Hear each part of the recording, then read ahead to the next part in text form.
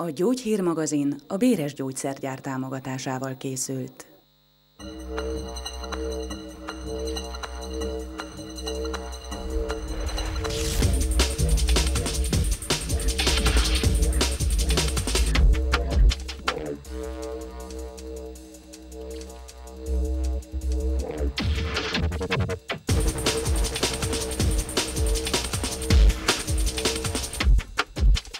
Köszöntöm Önöket, kedves nézőink! A délalföldi régióban hiánypótló, de országos szinten is kiemelkedő központtal bővült a Szegedi Tudományegyetem. Több mint egy hónapja működik ugyanis az új arc-, álcsont- és szájsebészeti klinika. Azonnal körbenézzünk ott, de előbb a korai fejlesztés egy formájáról. Mai társadalmunkban a nyugtalan, állandóan mozgó, nehezen kezelhető, gyenge idegrendszerű, szorongó, autisztikus vagy agresszív gyermekek száma sajnos egyre nő. Másoknál a beszéd vagy mozgásfejlődés nem indult meg időben, vagy éppen olvasás és írászavarral küzdenek. Ezeknek a problémáknak a megelőzésére és leküzdésére az egyik legfontosabb módszer a mozgás, akár terápiás formában is. Egyensúlyérzék, térérzékelés, rugalmasság, ritmusérzék, összpontosítás, koordináció és sikerélmény. Lehet ennyi képességet vajon egyszerre fejleszteni mozgással és játékkal? Megfelelő környezetben és megfelelő eszközökkel igen. Erre mutatunk most egy példát Önöknek, elsősorban szülőknek.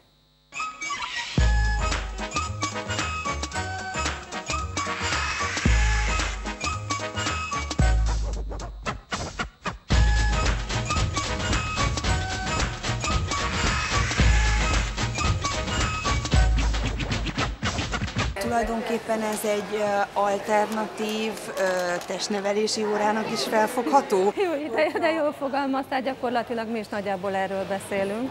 Akár az óvodásokat is, meg az iskolásokat is szeretnénk ide vonzani egy alternatív testnevelés órára. Tehát mögötte van a tudás, és itt vannak az eszközök, tehát minden lehetőségünk megvan ahhoz, hogy ilyen alternatív testnevelés órákat is tartsunk, akár már egy mászó gyereknek, tehát 6-7-8 hónapos kortól. Fogjál meg, ha tudsz! Jaj, ki bír fölmászni? Nézd, a Krisztián bír. Na még egy kicsit, gyere. Még a lábiddal is, gyere. Ó, hát a lábad lent maradt. Hát azt is valahogy, ez az. Na és ide bírunk-e? Ott meg megtolom a popit. Jó, futás! Nézzük meg, mi van ott. Jaj, nekünk! Jaj, ez a Krisztián! Ez egy mozgás- és képességfejlesztő centrum. Olyan játékeszközök tematikus rendszerét tartalmazza, amely eszközöket pszichopedagógusok, gyógypedagógusok, képességfejlesztő pedagógusok terápiás közegben használnak gyógyításra. Olyan képességeket, készségeket fejlesztenek, mint egyensúlyérzék, halláslátás, érzékelés. Tehát nagyon sok olyan gyereknek, akiknek ilyen problémáik vannak, észreveszi a szülő, vagy nem veszi észre, ebben a játékrendszerben automatikusan megoldódik. Mitől rendszer ez a rendszer?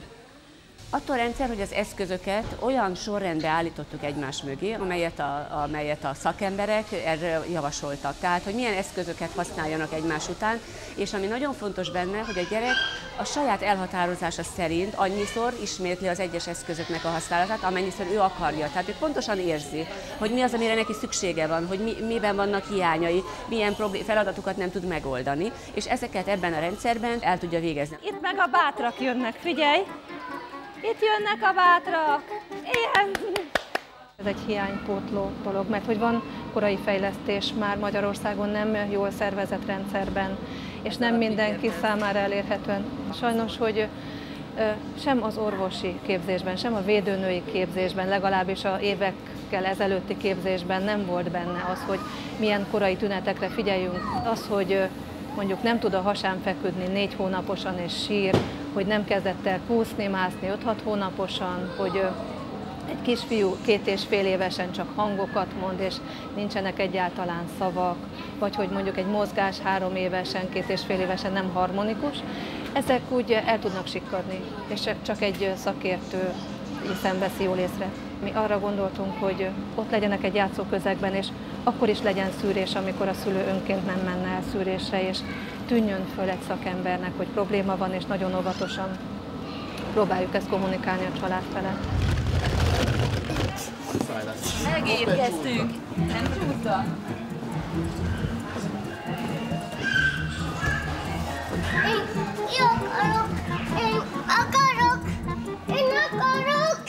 Egy 4 éves kisgyerek tanult meg járni. Döbbenetes volt az élmény, tulajdonképpen mindenki sírt, aki a parkban volt, mert olyan katartikus élmény volt. 4 éves koráig nem állt lábra, és olyan kihívást jelentett neki a rendszer, hogy azt mondta, hogy ő igenis ezt ő meg tudja csinálni, és föl akar menni, és végig akar menni, mint a többi gyerek.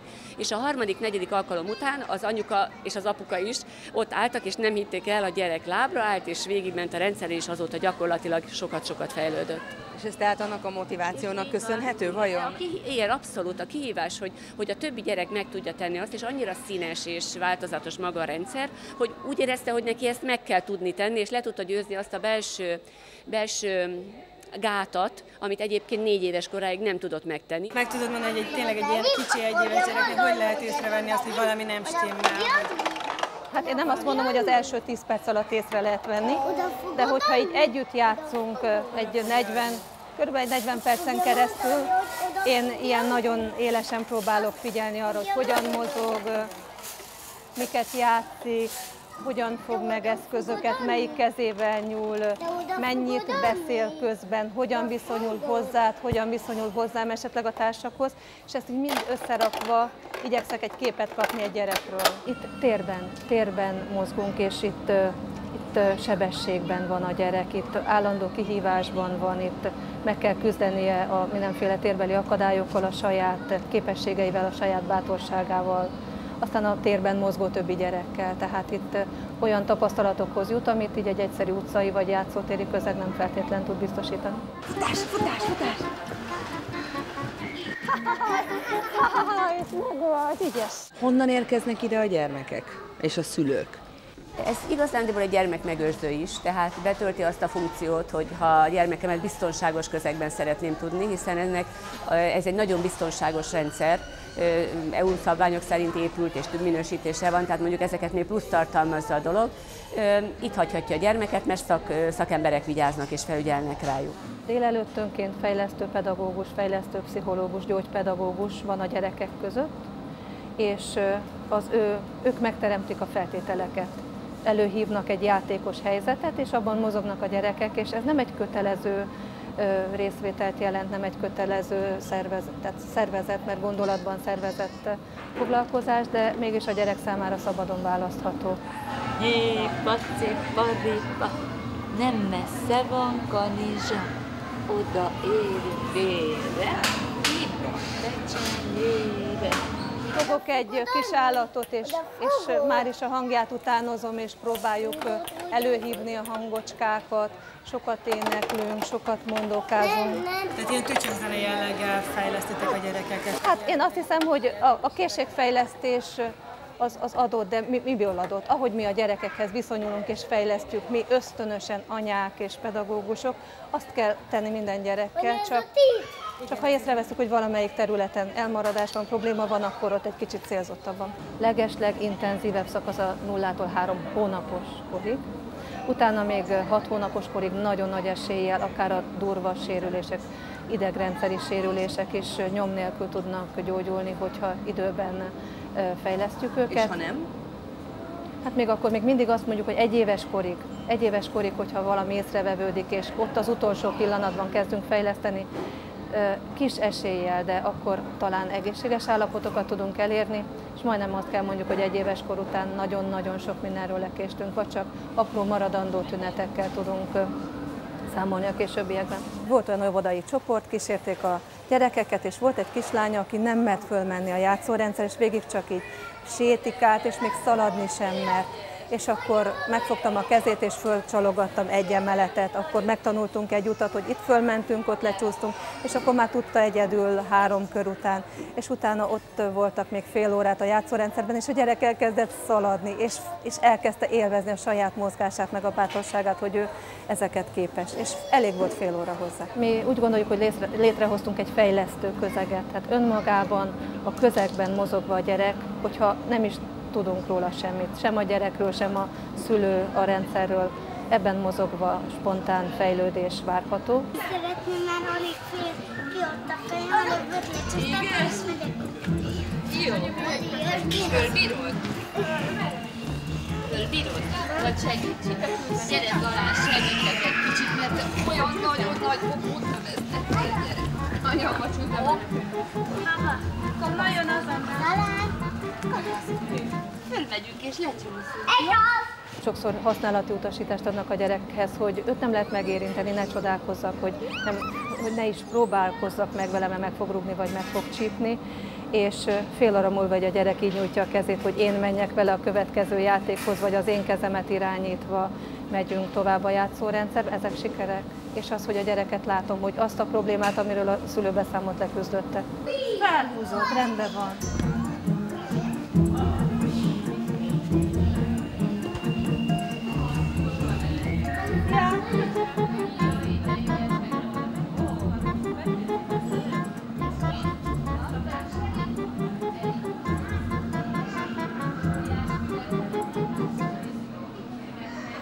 És az véletlen, hogy nem egy egészségügyi intézményben, mondjuk gyógypedagógusként dolgozol? Hát lehet, hogy nem véletlen. Hosszú múltam volt ilyen intézményekben, és valahogy tehát a mai rendszerben kicsikét szűkülnek a lehetőségek minden irányban, mind gyermekeknek, mind pedagógusoknak, és én most itt találtam meg a helyemet.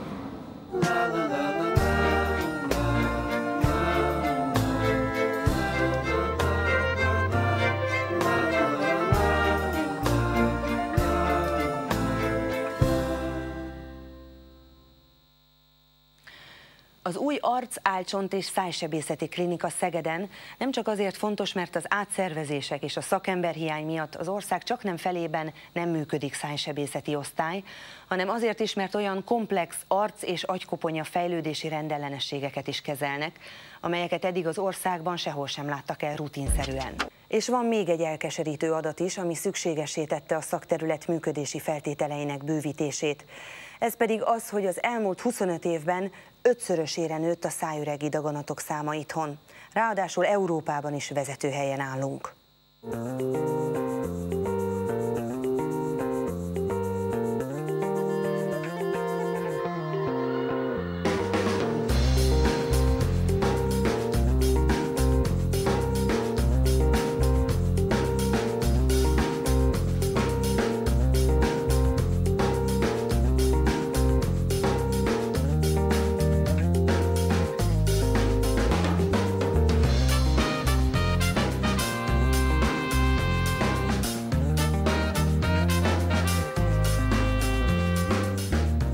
Egy határozott fiatal orvos fogadta a gyógyhír stábját Szegeden a nemrég átadott arc-, álcsont- és szájsebészeti klinika műtőjében. Hamar kiderült, hogy az ambiciózus professzor nem más, mint a klinika vezetője. Ráadásul óriási tapasztalat van a háta mögött, hiszen majdnem 20 évig külföldön dolgozott, nem is akármilyen beosztásban. Egyetemi tanulmányaim és a szakvizsgámat követően 1992-ben elmentem, és az elmúlt 17 évet azt Németországban töltöttem, ahol egy Münster nevű városban, egy egyetemi központban dolgoztam, és az ottani klinikának voltam a tanszékvezető helyettes egyetemi tanára, és gyakorlatilag német, illetve angol száz tapasztalatok vannak a hátam mögött, és a Szegedi Egyetemnek a megtisztelő felkérése, illetve ennek az új klinikai központnak a kialakítása volt az, ami végül is arra az elhatározásra juttatott, hogy visszajövök. Az új klinika azért nem a semmiből jött létre, hiszen Szegeden az arc-álcsontsebészetnek eddig is nagy hagyományai voltak. A 80-as, 90-es években európai szintű központ volt a délalföldi város. A szakma azonban egyre inkább fejlődött és specializálódott, miközben nem tudták megteremteni egy modern sebészeti osztály működési feltételeit. A Szegedi Tudományegyetem